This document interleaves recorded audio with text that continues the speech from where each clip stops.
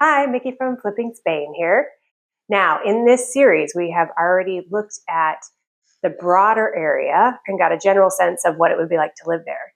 So now we're going to talk about looking at the building as a whole. We're going to assess the pros and cons and then decide if it's worth going to look at the property. So let's get started. First thing we want to do is look at the block. So what types of buildings are surrounding or facing the building that we're considering? And how does our building compare? So in this instance, you can see that it's one of the older buildings. The building next door is not in great shape. It's actually an office building, which has pros and cons. One, you're not sharing walls with other apartments, and your neighbors are keeping business hours, which is nice for quiet. However, if you look up the block a bit, you can see that there are some much nicer buildings, even though they're still a little bit older. It tells us that it's a nice neighborhood, but then we have to ask the question of how does our building compare, and will it only feel more dated and become less desirable? Now, interestingly, if we turn around and look across the street here, we've got brand new construction. This was a big concern for me because I thought, oh my gosh, this project could be going on for years. It's really loud and really noisy. But I asked about it and I looked up the website and got some more information. They're actually going to be quite high-end apartments for sale. Of course, some of them will end up being rentals, but they are going to be owned individually, which is always a positive, and they are going to be quite expensive. So it should raise the property values of our building. So we scan our building just to see what is the quality of finish. Does it look like it's been neglected? Are there problems with the plaster, with the drainage? These are all details that are going to impact us as owners because we're going to have to help pay for the upkeep. Same thing happens once you come inside. What is the first impression? Because this is the first thing your renters or your buyers are going to see. Let's look at a couple different entryways, and this is going to be somewhat subjective.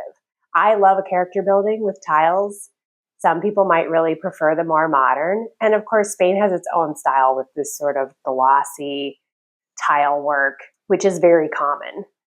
The important thing is how clean and how in good repair is it? And this carries on to both the elevator and the stairway. Is there natural light in the foyer or in the hallways, or is it all electric light? And are there automatic lights, or do you have to find a button? Automatic lights that pop on when you walk through are super helpful. Is the stairway quite narrow? How easy is it to navigate? You're going to have to think about this for other reasons later. But right now, we're just sort of getting a feel of how well is the building taken care of and how welcoming does it feel when we walk in. And of course, the big question, does it have an elevator or not? Now, in this instance, this building does not have an elevator, but the property we're looking at is on the second floor. So I'm okay with that. It is something I have to question because if there's brand new apartments going up across the street and there are other newer buildings in the area, is my unit going to be less desirable even though it's on a lower floor? And that's something I need to talk to some local people about to get a feel for it. Some other things to think about are whether there is car or bike parking. This is a really desirable area and really walkable, so having a car isn't a priority, especially for our type of renter. Bike parking, however, is good. In cities, bikes always get stolen, so is there a storage area or an underground parking area that's secure where you can park a bike? Or is there one of these nifty city bike storage things in the near area? Storage areas are hugely popular, so that's something we'll talk about more when we get to the unit itself. Does it have a storage area inside, or is there one included? But when you're looking at the building, you can see, is there a parking garage? Are there storage units down there? Or are there storage units up at the top or in the hallways anywhere? When you get up the stairs, you can take a look and see how many units are there per floor. That's going to sort of give you an idea of the noise and the traffic level, how many people will be coming and going. It's really nice when there's just a left and a right, or an izquierda and a derecha here. There are large buildings where you go down long hallways and there's maybe 6 or 10 or even more units, and that just means it's going to be a little noisier. You're going to have more people coming and going.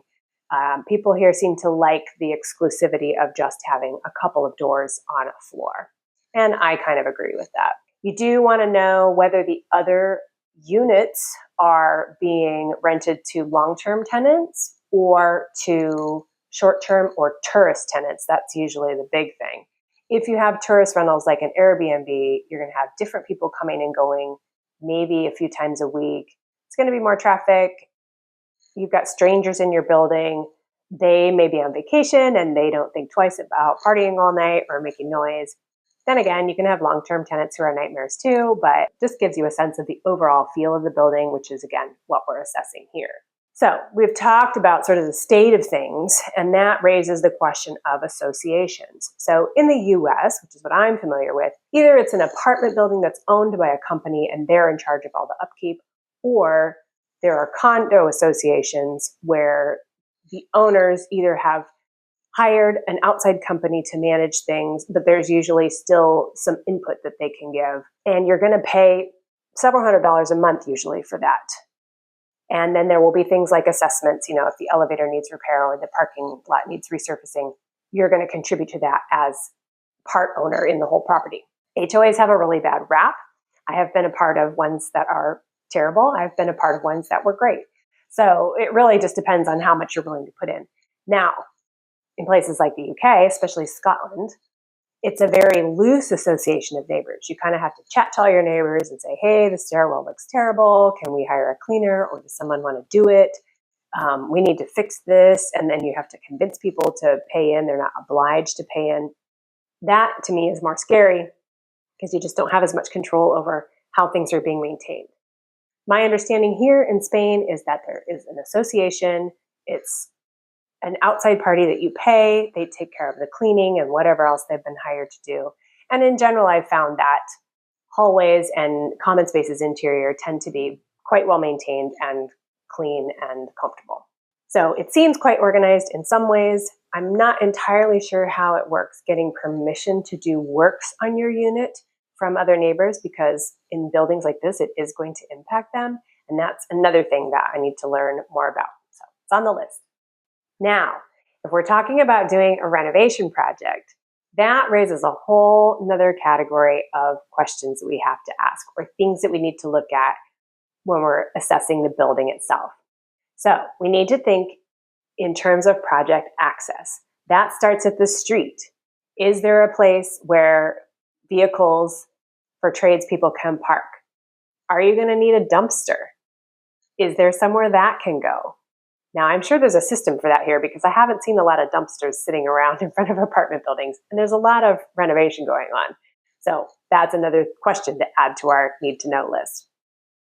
Then once you get inside, how are you going to access the apartment? Okay, does it have an elevator? Great, but those elevators are teeny tiny, as we've seen.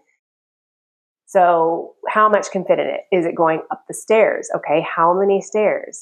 Are the stairs super narrow? Who's going to carry it up there? Now, there are really extreme options we can use, like this crane here, which is taking materials way up to the roof of this building. But I'm sure that costs a bit more than having people haul things up the stairs. Then once it gets up the stairs, where does it go? It's going to have to go inside the apartment. You can't just leave things out in the hallway for people to trip over or damage. And then when you're done, also, how will the furniture and the appliances get in? You also have to think about practical things like, where are the service lines? So where does the gas come in? Where does the water line come in? If I have to rearrange my apartment, how can I run those lines to other places? So in this apartment, it was actually pointed out to me by the seller. The ceilings are so high that you can drop them down a few inches and run everything across the ceiling, and it's far less costly than having to do it through the floor. Also has the added advantage of the potential to add a little bit more insulation in between you and your upstairs neighbor when you do that as well. We can see in this interior courtyard that there are gas lines, and other people who are renovating are using those to run services in. And in this building also are going to have to update the electrical. When we were in the lobby, I took a look at the main panel there, because I'm assuming that the city has updated the load to the building, and then it's my job to update the apartment, which is probably going to mean running it from the ground floor on up. So again, you want to have a look, like, how difficult is that going to be in this building? How open are the other people who live in the building at the moment to allowing you to do things like that in a timely. And then also, once you're done with the project, are you going to furnish it? I mean, you're going to buy appliances. This apartment requires a whole new kitchen, which also includes a stove and a refrigerator. So how do those things get up to the second floor?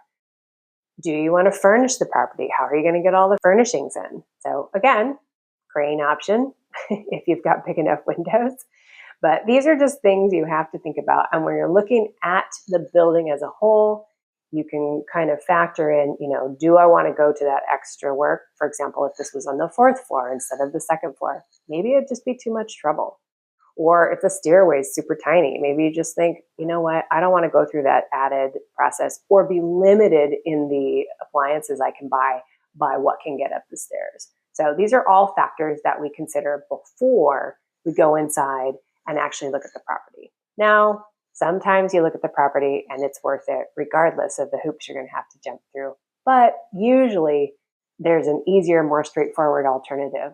So we'll talk more about that in our next video on assessing the unit itself. And I'm really excited to show you the whole package put together because I've seen some exciting properties that I'm considering buying right now. And we're going to get to those soon. So stay tuned. Please like and subscribe, and I'll see you in the next video.